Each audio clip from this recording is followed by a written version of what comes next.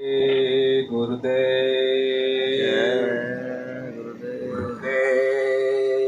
जय गुरुदेव जय गुरुदेव। जय गुरुदेव नाम किसका? प्रभु का। जय गुरुदेव नाम किसका? प्रभु का। प्रभु का पावन और प्यारा नाम। जय गुरुदेव। यह नाम नहीं इंसान का, यह नाम है भगवान का। भगवान का इस कलयुग में मददगार नाम। जय गुरुदेव। जय गुरुदेव। जय गुरुदेव। परम पूज्य स्वामी जी महाराज, इनके चरणों में कोटान कोटि प्रणाम। उपस्थित सभी वरिष्ठ टाटधारी गुरु बंधु, गुरु बहन एवं सभी सत्संगी धर्म प्रेमी माता भाई बहनें, इस आवाज को सुन रहे सभी नर नारी, आप सभी को सादर जय गुरुदेव। सत्संगी धर्म प्रेमियों, महापुरुषों ने कहा है कि घिरी बदरिया पाप की बरस देत अंगार, और संत न होते जग में तो जल मरता संसार। यह वाक्य अपने आप में इतना गहरा है, यह तब तक हमको समझ में बात नहीं आती जब तक हम महापुरुषों की संगत नहीं करते। हमारे महाराष्ट्र में कहावत है की पाण्यातला मासा झेप घेई कैसे, जाईल त्यांच्या वंशाकडे कळेल तैसे। यानी पानी में जो मछली रहती है वो कैसी खाती है, कैसी सोती है, अगर ये जानना और देखना हो तो आपको उसके वंश में जाना पड़ेगा, उसके वंश में जाना पड़ेगा, तब आपको वह मालूम पड़ेगा। मैं प्रेमी हूँ, परम पूज्य महाराज स्वामी जी महाराज की जब हमको संगत मिली, स्वामी जी महाराज ने सत्संग में हमको आपको बताया कि महापुरुषों का मिलना बड़ा कठिन होता है प्रेमियों। स्वामी जी महाराज के इतने वचन हैं, इतना बोध गुरु महाराज ने हमको आपको कराया, इतनी जागृति, और वह खजाना और वह भेद खोल दिया जो धर्मशास्त्रों में भी आपको नहीं मिलेगा। ऐसे ऊंचे से ऊंचा भेद स्वामी जी महाराज ने हमको आपको खोल दिया। और जो जो स्वामी जी महाराज ने बताया, अगर जो जो प्रेमी उस बात पर चले तो उन्होंने उस बात का अनुभव किया, उसकी अनुभूति उन्होंने की। स्वामी जी महाराज का एक वचन है प्रेमियों, हमारे पास समय 1 घंटा सवा घंटा है, मालिक की दया रही, स्वामी जी महाराज की मौज रही तो सारी बातें लगभग उसमें आ जाएगी। स्वामी जी महाराज ने ये कहा कि बच्चा, ये 100 वर्षों का जो समय है, यह 100 वर्षों का समय जो है इतना उत्तम है। गुरु महाराज ने कहा कि ऐसा काल, ऐसा समय, ऐसी परिस्थिति बच्चा पीछे के समय में कभी नहीं आई। ये 100 वर्षों का ऐसा उत्तम काल है जिसमें तुमको हमको जन्म मिला, मनुष्य शरीर पाकर के हमने आपने। स्वामी जी महाराज ने कहा कि मिलना कठिन है संतों का, सौभाग्य से कहीं पाते अगर। गुरु महाराज ने कहा सत्संग में बच्चा कि महापुरुष तुमको ऐसे नहीं मिलेंगे। कहते हैं, धर्मशास्त्र कहते हैं कि पुण्य पुंज बिन मिले ना संता। पुण्य का अगर पुंज तुम्हारे पास नहीं है तो तुम्हें संत महात्मा मिलेंगे नहीं, तुम उनके पास से गुजर जाओगे लेकिन तुमको वो मिलने वाले हैं नहीं। स्वामी जी महाराज ने सत्संग में प्रेमियों को कहा, जब सत्संग में जाते तो ये कहते, बच्चा अपने जीवन में अगर तुमको महापुरुषों की अगर तलाश होगी, महापुरुष का अगर दर्शन दीदार और उनका सानिध्य अगर तुमको चाहिए, अपने जीवात्मा के कल्याण की अगर तुम्हारे अंदर तीव्र इच्छा हो, स्वामी जी महाराज ने ये कहा कि तुम एक काम करना, भूखे को रोटी खिला देना और प्यासे को पानी पिला देना। बाबा जी ने कहा कि इसी पुण्य प्रताप से तुमको महात्मा मिल जाएंगे। तो है प्रेमियों, हमारा कहीं ना कहीं पुण्य प्रताप रहा हो। दूसरा कारण स्वामी जी महाराज ने दूसरा कारण ये भी बताया कि पीछे के जितने भी महात्मा इन 700 वर्षों में प्रगट संत आए इस धरती धरा पर, स्वामी जी महाराज ने कहा सभी महापुरुषों ने जीवों पर संस्कार डाल दी, बड़े संस्कार डाले प्रेमियों। गुरु महाराज ने कहा कबीरदास जी से लेकर के स्वामी जी महाराज तक, स्वामी जी महाराज ने कहा सत्संग में कि हमारे दादा गुरु को सत्संगी कहते थे। दादा गुरु हमारे जिनका अभी भंडारा हमने मनाया, उनकी बात स्वामी जी महाराज सत्संग में बताते कि दादा गुरु को उनके गुरु भाई कहा करते कि आपके पास इतनी बड़ी दौलत है, इतना खजाना है, तो आप बांटते क्यों नहीं हो? आप गांव कस्बों शहरों में जाकर के जीवों को वो खजाना देते क्यों नहीं हो? तो दादा गुरु प्रेमी क्या कहते हैं कि बांटने वाला आ रहा है, बांटने वाला आ रहा है। फिर दादा गुरु ने जो है कुछ गिने चुने जीवों को नामदान दिया। दादा गुरु बड़े पहुंचे हुए महात्मा, लेकिन स्वामी जी महाराज ने कहा कि वो इस तरह से रहते थे, पंडिताई करते थे और गांव में भी लोगों को पूर्ण तरह से मालूम नहीं था कि ये पहुंचे हुए महात्मा है। स्वामी जी महाराज ने एक दफे की घटना बताई। गुरु महाराज ने कहा कि आगरे में जो है दादा गुरु अपने सत्संगी प्रेमियों के साथ कहीं जा रहे थे। दो तरह के संतों का परिचय स्वामी जी महाराज ने हमको आपको दिया। हमने आपने इससे पहले एक ही प्रकार के संतों की बात सुनी होगी। स्वामी जी महाराज ने दो प्रकार के संत बताए। एक प्रकट संत होते हैं जो जीवों को नामदान दे करके, उनकी उंगली पकड़ करके, सत्संग संदेश सुना करके और उनको जो है सदमार्ग पर लगा करके, साधन भजन करा करके उनको अमर पद और उच्च आत्मगति प्राप्त उनको कराते हैं। स्वामी जी महाराज ने कहा कि उनको प्रकट संत कहते हैं। गुरु महाराज ने कहा कि एक होते हैं गुप्त संत। तो दादा गुरु आगरे में कहीं जा रहे थे, तो दादा गुरु को प्रेमियों ने पूछा कि स्वामी जी महाराज, गुप्त संतों के बारे में हमने सुना है, वो कैसे होते हैं? तो दादा गुरु ने जो उनको कहा कि चलो मेरे साथ, मेरे पीछे चलो। दादा गुरु चले गए किसी खेत में और प्रेमियों को कहा, देखो बच्चा, वो जो हल चला रहे हैं ये गुप्त संत है। कहा कि जाकर के देख लो, मिल लो। प्रेमी सत्संगी गए और जाकर के गुप्त संतों को देखा। सीधे साधे वेशभूषा में किसानी कर रहे, अपना काम कर रहे। प्रेमी जाकर के देखा, दर्शन कर लिया और वहां से लौट आ गए। एक सत्संगी प्रेमी उनके पास खड़ा रह गया और वह जो है उनके पीछे पीछे जाता।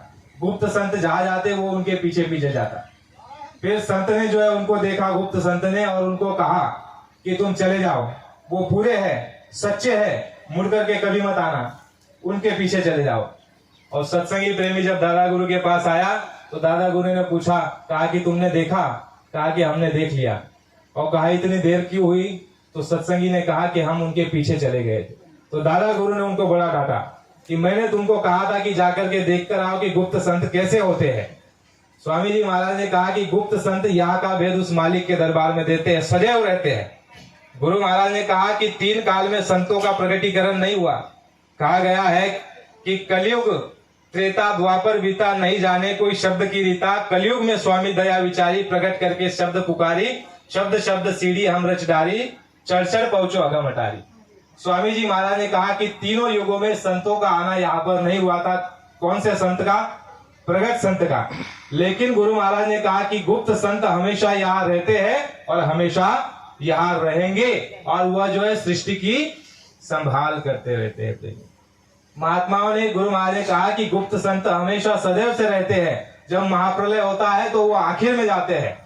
गुरु महाराज ने कहा कि गुप्त संत सदैव रहते हैं। वो आपके आत्म कल्याण को वो नहीं करते, वो यहाँ का संदेश वह बराबर देते रहते हैं। जो प्रगट संत आते हैं वो जीवात्मा का कल्याण करके वह उन जीवात्मा को अमर पद अमरलोक ले जाने का वो कार्य करते हैं। स्वामी जी महाराज ने फिर तीसरा जो अवतार की जो बात बताई, गुरु महाराज ने कहा कि तीसरा जो अवतार होता है वह होता है नैमित्य अवतार। स्वामी जी महाराज ने कहा कि उसका निमित्त होता है, जैसे आपने धर्मशास्त्रों में सुना होगा, पढ़ा होगा कहीं, कि जब जब होए धर्म की हानि, बाढ़े असुर महाअभिमानी, तब तब धरी प्रभु मनुष्य शरीरा। यदा यदा ही धर्मस्य ग्लानिर्भवति भारत, अकृत्थान धर्मस्य तदात्मानं सुजाम्य, परित्राणाय साधु नाम, विनाशाय च दुष्कृताम, धर्म संस्थापनार्थाय संभवामि युगे युगे। स्वामी जी महाराज ने कहा कि इस तरह के जो अवतार होते हैं वह धर्म की स्थापना करने के लिए आते हैं, अधर्मियों का नाश करने के लिए आते हैं, भक्त और सज्जनों की रक्षा करने के लिए आते हैं। वह जीवात्मा का कल्याण नहीं कर सकते।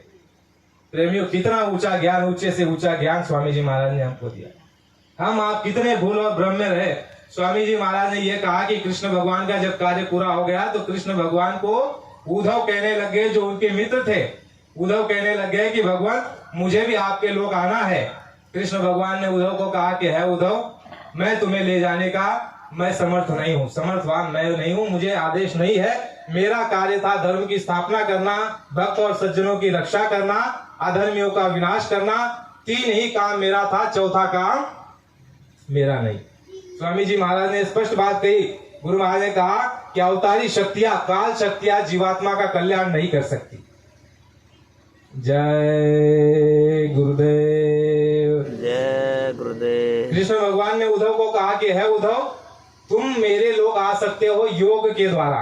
तुम जीते जी जब योग करोगे तत्वदर्शी महात्माओं के पास चले जाओ और उनसे मार्ग लेकर, रास्ता लेकर के, साधना करके योग के द्वारा तुम मेरे लोग आ सकते हो, ऐसे नहीं आ सकते।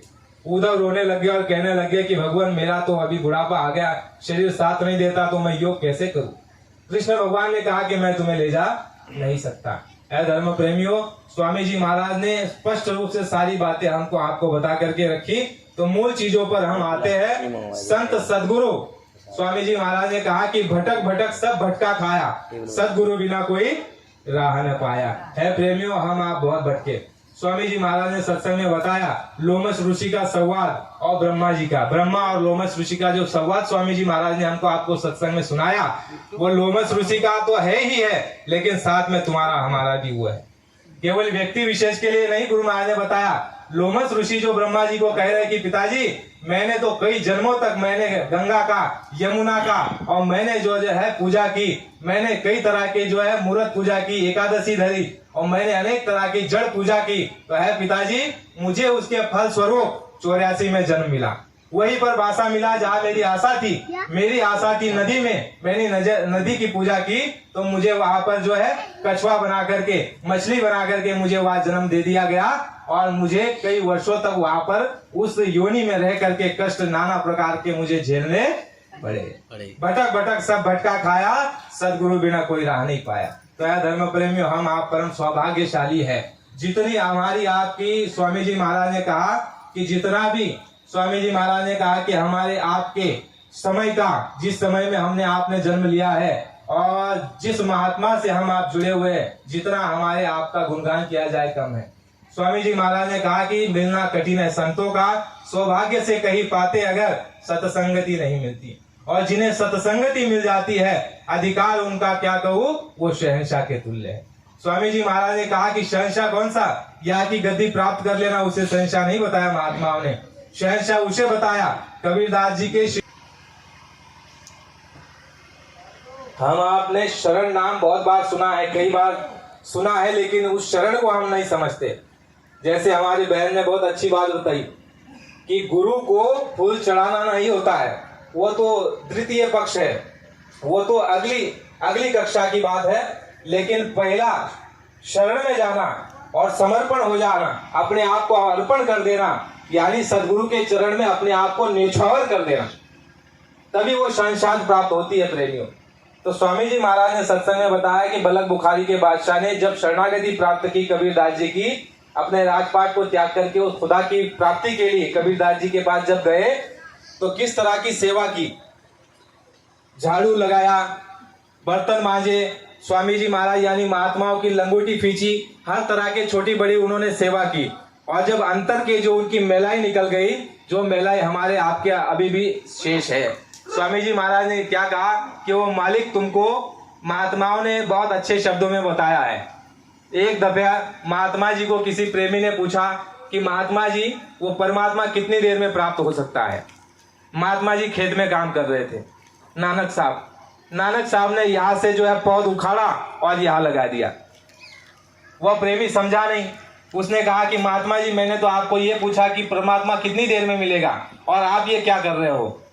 तो महात्मा कहते हैं कि बच्चा यहाँ से पौध उखाड़ा और इस जगह लगा, इसमें जितनी देरी लगी बस उतने में तुमको मालिक मिल जाएगा। कहा कि इसका तात्पर्य बताइए। उन्होंने कहा कि जो मन तुम्हारा संसार में लगा हुआ है वो संसार में हटा करके मालिक के चरणों में जब लगा लोगे तो वो परमात्मा तुमको मिल जाएगा। एक शास्त्र में एक जगह महात्माओं ने लिखा है कि दिल का हुजरा साफ कर, जाना के आने के लिए, तू गैरों का ख्याल हटा उसको टिकाने के लिए। यानी दिल का हुजरा, स्वामी जी महाराज ने ये कहा कि बच्चा ये तुम्हारे शरीर का दिल यहाँ पर, शरीर का दिल यहाँ पर और जीवात्मा का हृदय, जीवात्मा का दिल यहाँ पर। स्वामी जी महाराज ने कहा कि जो तुम आंखें बंद करते हो और जो तुम्हारी आंखों के सामने जो है काली छा जाती है, अंधेरा छा जाता है, स्वामी जी महाराज ने ये कहा कि वो जीवात्मा के दिल के ऊपर वो मैलाई, वो गंदगी है, उसको हटा लो, उसको साफ कर लो। महात्मा की दया दृष्टि लेकर के और उनकी जो है सेवा, सत्संग, भजन करके स्वामी जी महाराज ने कहा कि वो जीवात्मा के दिल के ऊपर जो मैलाई है, गंदगी है, जब तुम उसको हटा लोगे, साफ कर लोगे, तो वो मालिक वहां पर प्रकट हो जाएगा। जय गुरुदेव। जय गुरुदेव। तो सन 1952 10 जुलाई सन 1952 को स्वामी जी महाराज ने अपने गुरु के आदेश के बाद, दादा गुरु ने स्वामी जी महाराज को सन 1948 में आदेश दे दिया कि बच्चा ये नाम की दौलत को तुम जीवों में बांट देना, अपने पास मत रखना। स्वामी जी महाराज ने प्रेमियों सीधा गुरु महाराज को हाथ जोड़ दिया, दादा गुरु को कहा कि स्वामी जी महाराज ये काम मुझको मत दीजिए। गुरु महाराज ने सत्संग में बताया कि बच्चा दुनिया में सबसे खराब काम नामदान देना, जीवों के कर्मों की गंदगी को अपने ऊपर ढोना। महात्मा गधे के समान जीवों के कर्मों की गंदगी को बच्चा ढोते। तुम अगर सक्षम नहीं हो, तुम्हारे पास अगर समर्थता नहीं है, तो तुम अपने जीवन में ये काम को कभी मत करना। गुरु महाराज ने कहा जो सच्चे सेवक होते हैं वो स्वप्न में भी कभी इसका विचार नहीं करते। गुरु महाराज ने कहा कि जो मनमुखी होते हैं वो वही इस काम को करते हैं। देखो स्वामी जी महाराज ने प्रेमियों सत्संग में ये बताया कि बच्चा जो बात मैं अपनी कह करके बताओ, तो तुम ये समझना कि हमको बताया जा रहा है। स्वामी जी महाराज ने बच्चा, गुरु महाराज ने कहा सत्संगी प्रेमियों, एक दफा पत्रिका में हमने इस बात को पढ़ा, गुरु महाराज ने यह कहा कि महापुरुष इशारे में बोलते हैं, महापुरुष इशारे में बोलते हैं, पर्दे में बोलते हैं। सीधा सीधा अगर बोल दे तो तुम अपना नुकसान कर लोगे। फिर एक जगह हमने खोजा तो वहां स्वामी जी महाराज ने यह कहा कि जो घटना, जो दृष्टांत, जो बात मैं अपनी कहूं, तुम ये समझना कि तुम्हारी बताई जा रही। बात समझ में आई प्रेमियों? गुरु महाराज ने कहा कि दादा गुरु के सामने मैंने हाथ जोड़ दिया, यानी ये हमको संकेत दिया जा रहा था सन 1952 से कि तुम इस काम को कभी भूल से भी मत करना।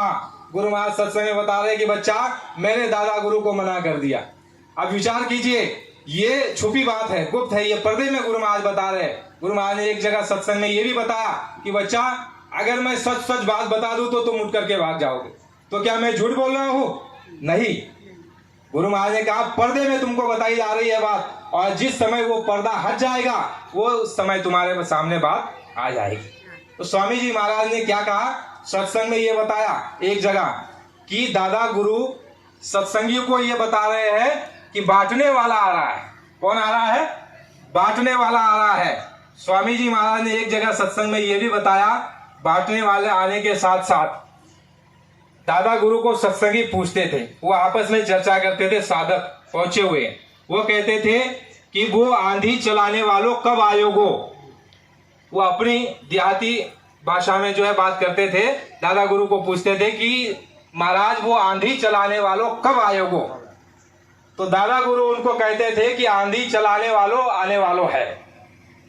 तो कुछ समय बाद जब सन 1944 में, आपकी अभी थोड़े दिन पहले वो तिथि गई है, अभी रविवार पड़ा, वो अभी करीब 20-25 दिन हुए उस बात को, सन 1944 में स्वामी जी महाराज ने दादा गुरु के पास दर्शन किया और उनकी शरणागति प्राप्त की। जब स्वामी जी महाराज ने दादा गुरु का दर्शन किया, नामदान की तुरंत स्वामी जी महाराज ने जो है नामदान की पेशकश कर दी कि हुजूर अब देर करने की जरूरत नहीं है, अभी रास्ता हमको दे दीजिए। और जब स्वामी जी महाराज को दादा गुरु ने रास्ता दे दिया, रास्ता देने के बाद जब स्वामी जी महाराज ध्यान भजन सुमिरन में लग गए, जो स्वामी जी महाराज ने सत्संग में बताया कि बच्चा मैंने 18 घंटा साधन भजन किया, 18 घंटे साधन भजन किया। स्वामी जी महाराज ने जैसे नामदान लिया, साधना शुरू कर दी, फिर आपस में जो है सत्संगी प्रेमी चर्चा करने लग गए। फिर दादा गुरु को पूछा गया, क्या दादा गुरु ने यह बताया कि आंधी चलाने वालों आ गए हो। जब स्वामी जी महाराज दादा गुरु के पास पहुंच गए तो दादा गुरु ने सत्संगियों को बता दिया कि आंधी चलाने वालों आ गए हो। फिर एक जगह प्रेमियों, लगभग कानपुर या लखनऊ में कहीं स्वामी जी महाराज ने जो है, ये हमारी पुराने गुरु बहन और बहन बैठे हुए हैं, ये आपको अच्छे से बताएंगे, हमने कहीं से खोज करके निकाला है। वहां पर स्वामी जी महाराज ने सत्संग में खड़े होकर के ये कहा, बहुत लंबी बात वहां कही हुई है, लेकिन आखिर उन शब्दों का हमारा जो विषय चल रहा है वो शब्द निकाल करके आपको बताया जा रहा है। आखिरी शब्द वहां पर ये थे कि जब पाकिस्तान हिंदुस्तान की तरफ कीटाणु बम का मुंह कर देगा, चीन ने पाकिस्तान को कीटाणु बम दे दिया है, और पाकिस्तान जब हिंदुस्तान की तरफ जो है कीटाणु बम का जो है मुख कर देगा और उसको छोड़ देगा, उस समय पर जो है हिंदुस्तान में वो कीटाणु आकर के कई पशु पंछी जानवर मरेंगे, बेमौत मारे जाएंगे। और वो कीड़े मकोड़े कहाँ पर पहले आकर के बैठेंगे? खुले मांस पर। जो खुला मांस होगा उस पर पहले वो आकर के बैठेंगे और उस कीटाणु बम के द्वारा पशु पंछी जानवर कीड़े मकोड़े मारे जाएंगे और कई लोग बेमौत मारेंगे जाएंगे।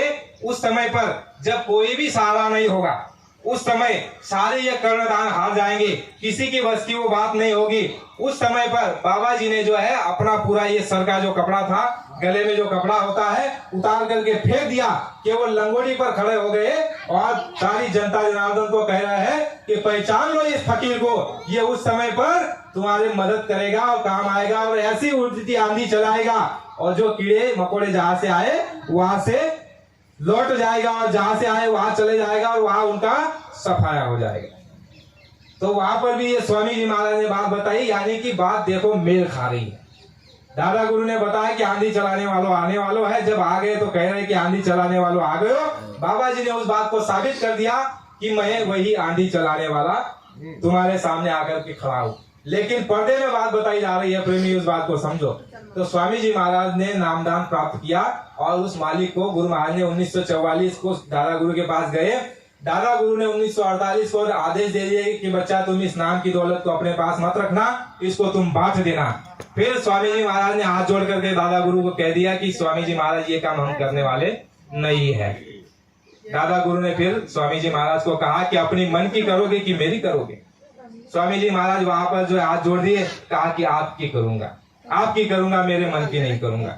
जो स्वामी जी महाराज ने हमको सिखाया इतने 60 वर्षों में, गुरु महाराज ने हमको क्या सिखाया कि मन की कहे चलो मत कोई, गुरु कहे करो तुम सोही। लेकिन है प्रेमियों, हमने गुरु की कही हुई कितना गुरु की कही हुई बात को हमने अमल में लाया और उस पर चले। गुरु की कही हुई बात पर चलने वाले को मनमुखी नहीं गुरुमुखी कहते हैं, उसको गुरुमुखी कहते हैं। और गुरु महाराज कहते हैं कि गुरुमुखी पर सदगुरु और गुरु सदा प्रसन्न रहते हैं। लेकिन गुरुमुखी कैसे? अपने सदगुरु के वचन की वाणी को बिल्कुल लांघता नहीं है, वो हानि मान सम्मान इसकी वो किंचित भी मात्र उसका जो है विचार नहीं करता। वह अपने सदगुरु के वचन को कभी भी किसी भी परिस्थिति में किसी भी काल में वो लांघता नहीं है, उसको कहते हैं गुरुमुखी। गुरु महाराज ने कहा कि गुरुमुखों की वो दौलत है और गुरुमुखों पर सदगुरु सदा प्रसन्न रहते हैं। स्वामी जी महाराज ने कहा हमको आपको दिखा दिया कि गुरु महाराज ने मन की नहीं की, किसकी की? गुरु की। पहले कहा जरूर कि स्वामी जी महाराज ये हम काम नहीं करेंगे, दादा गुरु ने कह दिया कि तुमको मेरी करनी पड़ेगी। गुरु महाराज ने कहा कि ठीक है करेंगे। और इसके बाद की मुद्दे की बात सुनो, सारी बातें आपस में जुड़ेगी, कड़िया है, उसको जोड़ने का प्रयत्न करेंगे उनकी दया मौज से, हमारे पास कुछ नहीं है। जय गुरुदेव, जय गुरुदेव। सत्संग में सत्संगियों से अनेक जगह कुछ बातें सुनी होगी, छोटी या बड़ी या पूरी या आधी। तो स्वामी जी महाराज ने जब दादा गुरु ने कह दिया कि तुम्हें मेरे मन की ही करनी पड़ेगी, स्वामी जी महाराज ने मान्य कर लिया कि ठीक है आपकी मन की मैं जरूर करूंगा। फिर स्वामी जी महाराज ने 2 वचन मांग लिए प्रेमियों, 2 वचन। जय गुरुदेव मांग लिए। पहला वचन कौन सा मांग लिया कि है गुरु महाराज जितने भी संत महात्मा आए, जितनी भी शक्ति आई, संत सदगुरु आए इस दुनिया ने, आप रोक के रखना। देखिए प्रेमियों, अनुशासन में हम आप सभी को रहना चाहिए। अनुशासन बड़ा जरूरी है, अनुशासन के साथ पूरा लाभ हमको मिलता है। देखो आप कभी राधा स्वामी मत में गए होंगे, बड़ा अनुशासन होता है। एम्पलीफायर पर एक व्यक्ति सदैव बैठा रहता है जब तक कार्यक्रम चलता है, 2 लोग इधर उधर खड़े रहेंगे कि कोई डिस्टर्ब ना हो जाए। उनका कभी माइक बंद नहीं होता, लगातार अनुव्रत चलता रहता है। तो ये सारे अनुशासन के साथ अगर हम काम करेंगे तो पूरा लाभ होगा। प्रेमियों, जब दादा गुरु ने कह दिया कि तुम्हें मेरे मन की करनी पड़ेगी, अपने मन की नहीं, तो फिर स्वामी जी महाराज ने क्या कहा? स्वामी जी महाराज ने कहा कि ठीक है आपकी मन की मैं जरूर करूंगा, लेकिन मैं आपसे 2 वरदान मांगता हूँ। दादा गुरु ने कहा कि मांगो। स्वामी जी महाराज ने पहला वरदान मांगा कि है गुरुवर, जितने भी संत महात्मा आए, सदगुरु आए, जीवों के कल्याण के लिए आए, लेकिन इस दुनिया वालों ने उनको बड़ा सताया, बड़ा कष्ट दिया, बड़े परेशान हुए और बड़ी तरह की जो है उनको जो है कष्ट झेलना पड़ा, पीड़ा से गुजरना पड़ा। कितने महात्माओं का उदाहरण है, देखो जितने भी संत सदगुरु धरती पर आए सबको तकलीफ और कष्ट हुई। है गुरुवर, मुझको ऐसा वरदान दे दीजिए, आशीर्वाद दे दीजिए कि मेरे साथ ऐसा ना हो, मेरे साथ ऐसा ना हो। दादा गुरु ने कहा कि जाओ आशीर्वाद। पहला आशीर्वाद गुरु महाराज ने कहा कि हुजूर दूसरा आशीर्वाद भी दे दीजिए। पहला आशीर्वाद जो मांगा उसका वचन देखो, एक जगह स्वामी जी महाराज ने कहा है उससे जुड़ करके। जब दादा गुरु ने कह दिया कि तुम पर कोई हाथ नहीं उठाएगा, तुम्हें कोई स्पर्श नहीं करेगा, जाओ मेरी तरफ से आशीर्वाद है। फिर प्रेमी एक जगह स्वामी जी महाराज का वचन है, गुरु महाराज ने कहा कि है दुनिया वालों, तुमने सभी संतों महात्माओं को, सभी अवतारियों को तुमने बड़ा सताया, बड़ा तकलीफ दी, बड़ी पीड़ा दी, लेकिन तुम इस दाढ़ी वाले बाबा का बाल बाका नहीं कर सकते। जय गुरुदेव। बोले हुए ना बेंच, तुमने है दुनिया वालों, तुमने महात्माओं को बड़ा सताया, कबीर, रैदास, पलटू, मीरा, नानक, सबको तुमने बड़ा सताया, लेकिन दाढ़ी वाले बाबा का तुम बाल बाका नहीं कर सकते। ए प्रेमियों, हर बात अपने आप में एक बड़ी महत्वपूर्ण है और सब जगह आपस में जुड़ रही है। देखो कितना प्रयास किया गया स्वामी जी महाराज को अपने रास्ते से हटाने का, कितना प्रयास, आज नहीं पहले से प्रयास किया जा रहा है, आज से नहीं। स्वामी जी महाराज की घटना बताई जाती है, जब स्वामी जी महाराज की माता जो है चली गई, पिताजी भी चले गए, उनके भाई और भाऊजाई के साथ रहते थे और जमीन जायदाद बहुत ज्यादा थी, तो भाऊ और भाऊजाई ने चाहा कि इनको जो है रास्ते का काटा है हमारे, और इनको जो है दूध में जहर डाल करके इनका सफाया कर दिया जाए। लेकिन बताया जाता है कि दैविक ऐसी घटना घटी कि जो दूध स्वामी जी महाराज के लिए जहर डाल करके रखा हुआ था कि स्वामी जी महाराज पी जाएंगे, तो वह जो है दूध बिल्ली ने जो है पी लिया और वो मर गई। तो स्वामी जी महाराज ने देखा कि भाई ये मेरे भाई और भाऊजाई ने मुझे प्रॉपर्टी के लिए मारना चाहा। स्वामी जी महाराज ने कहा कि मुझे जो है इस जमीन जायदाद से तब से नफरत होने लगी कि इस जमीन जायदाद के लिए एक भाई अपने भाई को मार सकता है, भाऊजाई अपने देर को मार सकती है, तो मुझे नहीं चाहिए। फिर गुरु महाराज की बात बताई जाती है कि गुरु महाराज उस समय से घर को छोड़ करके भागने के लिए 2-3 बार प्रयास किए। तो है प्रेमियों, तब एक प्रयास हुआ। दूसरा प्रयास आप सुनिए, जब जेल में स्वामी जी महाराज थे तो स्वामी जी महाराज ने बताया कि जेल में एक ऐसा व्यक्ति को खड़ा कर दिया गया, मजिस्ट्रेट वहां पर आया और उस आदमी को गवाह बना दिया गया और उसको यह कह दिया गया था कि तुम केवल ये कहना मजिस्ट्रेट के सामने कि हाँ मैंने बाबा जी को, उस आदमी को मारते हुए, कत्ल करते हुए देखा, तुम केवल इतना कह देना। और बाबा जी को जो है जेल के अंदर में ही फांसी लगाने का उन लोगों ने नियोजन बना लिया था। स्वामी जी महाराज ने ये बात को सत्संग में बताया कि जेल में उन लोगों ने ये नियोजन बना लिया था कि बाबा जी को फांसी लगा देंगे, गुनाह में, कत्ल के गुनाह में, अपराध में इनको जो है दोषी करार कर दिया जाएगा। और उस दिन जेल में सभी कर्मचारियों की उन लोगों ने छुट्टी कर दी थी कि आज छुट्टी है। लेकिन जैसे वह जो साक्षी आदमी को लेकर के आए थे, झूठा मूठा बना करके उसको जो सामने खड़ा किया स्वामी जी महाराज के, गुरु महाराज ने कहा कि जैसे हमने उसकी तरफ देखा, मजिस्ट्रेट ने उसको पूछा क्या ये वही बाबा है जिन्होंने उस आदमी को मारा है? तो जैसे स्वामी जी महाराज ने उसकी तरफ देखा, उसकी जबानी पलट गई, वो कहने लग गया मैं तो इनको नहीं जानता। फिर मजिस्ट्रेट ने कहा कि फिर फैसला किस बात का? फिर जो है जेल से बाहर निकल गए।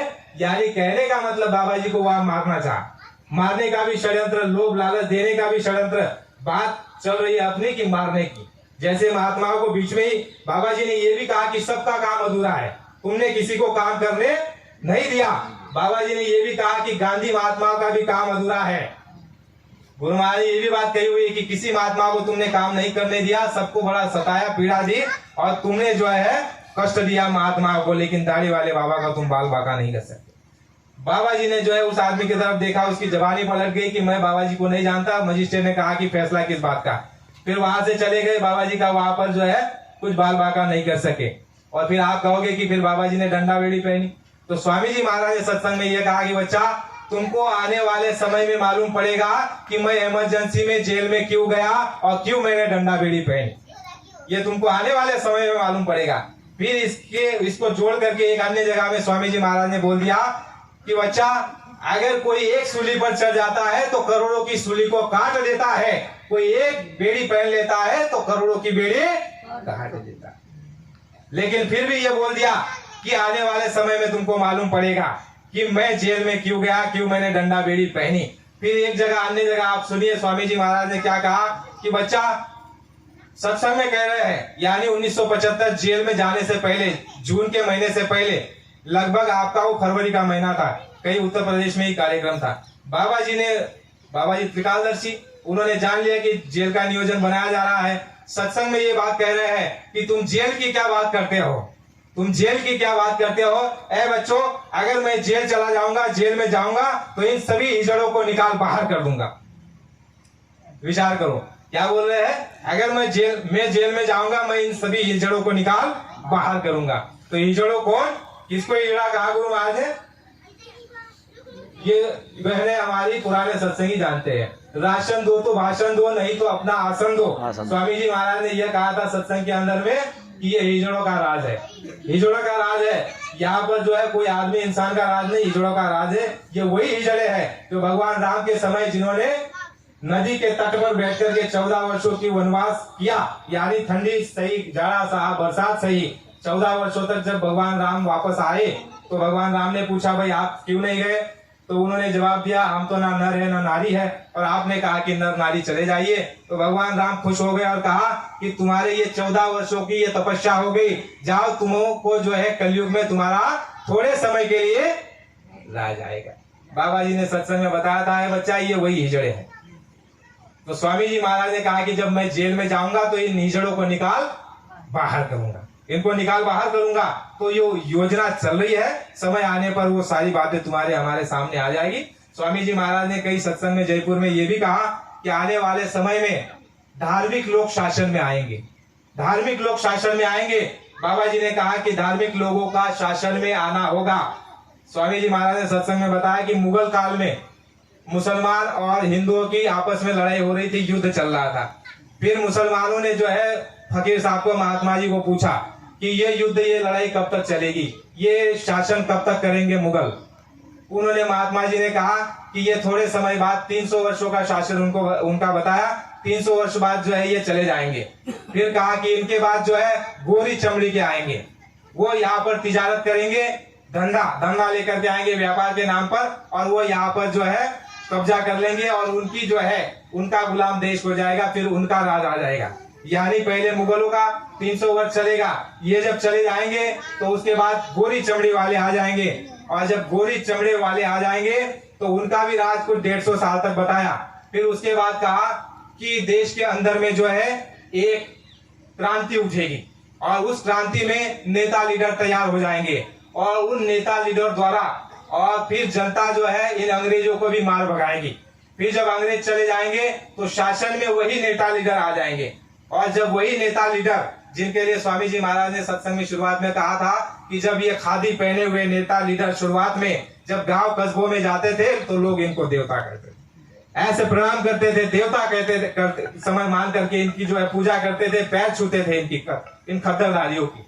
लेकिन स्वामी जी महाराज ने, उन महापुरुष ने कहा कि जब वही नेता लीडर अपने जो है बात पर टिकेंगे नहीं, झूठ बोलने लग जाएंगे, जब उनका नैतिक का पतन हो जाएगा और जब बुरे रास्ते पर चले जाएंगे, तो बाबा जी ने कहा कि फिर देश के अंदर में एक आवाज उठेगी और उसके बाद सत्ता में धार्मिक लोग आ जाएंगे। बाबा जी ने कहा कि धार्मिक लोग आ जाएंगे सत्ता के अंदर में, फिर उनका शासन होगा और महात्माओं की देखरेख में होगा। तो स्वामी जी महाराज ने जो भूमि जोतक खेतिहर काश्तकार संगठन और दूरदर्शी की स्थापना की आपके अहमदाबाद में 1980 को, और आपकी भूमि जोतक खेतिहर काश्तकार संगठन देवलखा में वहां स्वामी जी महाराज ने 1987 में उसकी स्थापना की। तो प्रेमियों, हम मनमुख है, इसका मैं आपको उदाहरण दे रहा हूं। कैसे? स्वामी जी महाराज ने भूमि जोतक खेतिहर काश्तकार संगठन की जब घोषणा की, उसको जो है स्थापित किया, उसके बाद देखो देश के अंदर में जो है सभी जगह अपने प्रेमियों को कहा कि तुम चुनाव लड़ो, दूरदर्शी और भूमि जोतक खेतिहर काश्तकार संगठन का प्रचार करो गांव में जाकर के, और चुनाव भी लड़वाए अपने प्रेमियों से। और उस समय स्वामी जी महाराज ने एक सत्संग में ये कहा हुआ है कि बच्चा, इस लोकतंत्र में तुम अगर जिसको वोट दोगे और वोट दे करके जो दिल्ली, बंबई, कलकत्ता चला जाएगा और वहां बैठ करके वो जितने भी बुरे काम और बुरे कर्म करेगा उसमें तुम भागीदार बन जाओगे। और फिर एक जगह सत्संग में कहा, बच्चा, 100 गायों को मारने का पाप तुम्हारे ऊपर लदा हुआ है। किसानों, 100 गायों को मारने का पाप तुम्हारे ऊपर लदा हुआ है। कहा ये कैसे? गुरु महाराज ने कहा कि तुमने जिनको मतदान दिया और वो जाकर के पार्लियामेंट में और वहां सत्ता में बैठ करके उन्होंने ऐसा कानून बना दिया, पास करवा दिया कि देखो देश में कत्ल खाने खुल गए, कत्ल खाने खुल गए और वहां पर गाय कट रही, बैल कट रहे, हर तरह के पशु पंछी काटे जा रहे हैं। और ये अधिकार उनको किसने दिया? तुमने दिया। तुमने लोकतंत्र को चुनाव में तुमने उनको जिता करके वहां भेजा, दिल्ली में, लखनऊ में, मुंबई में, और आपके जो भी राजधानी रही हो, और उन्होंने जो जो काम किया वो कर्म तुम्हारे हमारे ऊपर बढ़ गए। इसलिए स्वामी जी महाराज ने सत्संग में एक जगह कहा था कि है किसानों, तुमने अभी महंगाई और तकलीफ क्या देखी? गुरु महाराज ने कहा कि वो महंगाई, वो तकलीफ और वो मार आने वाली है। गुरु महाराज ने कहा कि 2 मिनट में तुमको भगवान याद आ जाएगा। ऐसी तकलीफ, ऐसी आफत आने वाली है। स्वामी जी महाराज ने प्रेमियों को आदेश दिया था कि बच्चा गांव और कस्बों में जाकर के सभी काश्तकारों को, खेतिहरों को कह दो कि अगर आफत से बचना है, सुनामी, भूखमरी से बचना है, तो सबको भगवान का भजन करना होगा। सबको ये आदेश प्रेमियों को दिया था कि मेरी बातों को जन जन तक पहुंचा दो, काश्तकारों को बता दो कि तुमने जो गलती, अपराध कर दिया उसका सजा तुम्हारे सर पर अभी आने वाला। बाबा जी ने कह दिया कि बच्चा सन 1973 में तकलीफों का शिलान्यास हो गया। चित्रकूट में जो स्वामी जी महाराज ने कार्यक्रम किया, वहां पर स्वामी जी महाराज ने बताया कि बच्चा सन 73 में जो है तकलीफ और आफतों का शिलान्यास। इन तकलीफों को कोई मेट नहीं सकता, महात्मा इसको मेट सकते हैं, लेकिन वो कब? जब तुम महात्माओं के कहे अनुसार चलोगे। और जब महात्माओं के कहे अनुसार नहीं चलोगे तो बाबा जी ने कहा कि वो समय आ रहा है कि लाशों पे लाशों का होगा नजारा, सुने तो जाओ संदेश हमारा। ऐसा समय स्वामी जी महाराज ने कहा कि आएगा अगर तुमने महात्माओं की बातों को नहीं माना तो। है प्रेमियों, किसने किसने माना, किसने नहीं माना, ये आपके और हमारे सामने है। स्वामी जी महाराज ने दूरदर्शी की स्थापना हुई समय ये भी आदेश दिया प्रेमियों को। तो मैं चुप हो रही, 1000 विषय, 1000 बातें हैं, लेकिन समय कम है। स्वामी जी महाराज ने प्रेमियों को आदेश दिया था, प्रमाण है हमारे पास, हम आपको दिखा देंगे। कहा था प्रेमियों को कि है प्रेमियों, तुम एक झंडा लेना भूमि जोतक खेतियार काश्तकार का, और एक आदमी सत्संगी आगे चलेगा और वो कहेगा भूमि जोतक खेतियार काश्तकार संगठन की, पीछे चलते हुए सत्संगी कहेंगे जय। एक कहेगा भूमि जोतक खेतियार काश्तकार संगठन की, पीछे चलते हुए कहेंगे जय, और पूरे गांव की परिक्रमा लगेगी। और परिक्रमा लगने के बाद अपने स्थान पर आकर के उस भूमि जोतक खेतियार काश्तकार के झंडे को उस जगह एक जगह गाड़ देना और उसमें अपने वोट की गोली को बना करके डाल देना। क्या कहा था? वोट की गोली, आप जो वोट देते हो उसकी गोली बना लेना और उसको झंडे के नीचे डाल देना। समय आने पर उसकी जरूरत पड़ेगी, तब तक ये नहीं देना है। लेकिन देखो हमारे बीच में से ऐसे कितने प्रेमी हैं। ऐ प्रेमियों, स्वामी जी महाराज ने कह दिया कि राजनीति से दूर हो जाओ, राजनीति की बात तक नहीं करना। यानी ये तो सांकेतिक रूप में कहा जा रहा है, लेकिन राजनीतिक विषयों में बात हमको गहराई में उस विषय में नहीं करनी, लेकिन दूर रहना जरूर है, उससे दूर रहना है। स्वामी जी महाराज ने कहा कि जितने भी वहां कर्म किए जाएंगे उसमें सब तुम्हारे भागीदार बन जाओगे। गुरु महाराज ने कहा राजतंत्र ऐसा था, राजशाही ऐसी थी कि पिता के बाद पुत्र बन जाता था वो, तो वो उसका खुद भोक्ता होता था। जितना भी उसके राजकाज में अपराध, गुनाह, पाप, पुण्य होता था उसका वो स्वयं भोक्ता होता था। लेकिन इस लोकतंत्र में तुम राजा चुनते हो और वो जो भी काम करेगा उसमें तुम्हारी हमारी भागीदारी बन जाएगी। और हम आप किसको चुन रहे हैं? बाबा जी ने कहा कि वो किसका राज है? बाबा जी ने कहा कि उस समय पर, भगवान के समय पर जो उन्होंने वहां पर तपस्या की 14 वर्षों की, उनका ये राज है। और उनका राज रहेगा तो स्वामी जी महाराज ने कहा कि उनकी बुद्धि कभी काम नहीं करेगी। इसलिए है प्रेमियों, सांकेतिक विषयों में समझो, गुरु महाराज ने बहुत सारा बता करके रखा है, लेकिन हम मनमुखी है, गुरुमुखी नहीं। इस बात से साबित होता है, क्योंकि हमने भी कई पुराने सत्संगी से बात करते हैं तो वो इनकी उनकी वकालत करने लग जाते हैं, उनकी उनकी बड़ाई करने लग जाते हैं, यानी जो सत्ता में बैठे हुए हैं। और कई हमारे अंदर से भी प्रेमी जो है चुनाव लड़ने के लिए खड़े हो जाते हैं। तो प्रेमी को बहुत बड़ी भूल हो रही है, छोटी मोटी भूल नहीं है। और इसका जो है भुगतान हम नहीं कर सकते, तुम्हारे हमारे पास वो साधन ही नहीं है, और वो भक्ति भाव और वो साधना ही नहीं है कि हम इसका भुगतान कर सकें। इसलिए अपने हर कर्म को, हर वाणी को, हर व्यवहार को बड़े हम सोच समझ करके फूक फूक करके हमको चलना चाहिए। स्वामी जी महाराज ने बाबा को कह दिया, दादा गुरु को, कि हम ये काम नहीं करेंगे। दादा गुरु ने कहा कि तुम ये काम करो, मेरे मन की करो, अपने मन की मत करो। स्वामी जी महाराज ने कहा कि महात्माओं को बड़ा सताया, मुझे आशीर्वाद दे दीजिए कि मेरे साथ ऐसा ना हो। दादा गुरु ने कहा कि ये तुमको आशीर्वाद दिया जाता है कि तुम्हारे साथ ऐसा नहीं होगा। दूसरा आशीर्वाद दादा गुरु से गुरु महाराज ने मांग लिया। कौन सा प्रेमियों? जो हमारे पुराने प्रेमी कहते रहते हैं और हम भी समझते रहते हैं कि बाबा जी ने जो संत मत जारी किया, बाबा जी ने जो व्यवस्था, जो बात, जो उपदेश, जो भेद खोला, वो सबसे अलग है, सबसे अलग है प्रेमियों। इसका मूल कारण आप समझो। बाबा जी ने दादा गुरु से वरदान मांग लिया कि गुरु महाराज आप कहते हो तो हम ये काम जरूर करेंगे, लेकिन दूसरा वरदान मुझको ये दे दीजिए कि मैं अपने अनुसार काम करूंगा। प्रेमियों कहा कि नहीं कहा? पुराने सत्संगियों से हमने सुना था, फिर वो एक जगह मालूम भी पड़ गया उसकी पूरी प्रमाणिकता। बाबा जी ने कहा कि मुझे ऐसा अधिकार दे दीजिए कि मैं चाहूं जैसा काम करूं, मुझे कोई रोक टोक नहीं सके, मेरे लिए कोई नियम आदि नहीं हो, मेरे सामने कोई नियम, मेरे सामने कोई किसी तरह की जो है रेखा नहीं होनी चाहिए। मैं जो अपने मन मुताबिक और मन मर्जी के साथ मैं काम करूं। दादा गुरु ने कहा कि जाओ, तुमको ये भी आशीर्वाद है, तुम अपने मन मुताबिक मन मर्जी के साथ काम कर सकते। ऐ प्रेमियों, बाबा जी ने यह आशीर्वाद प्राप्त कर लिया।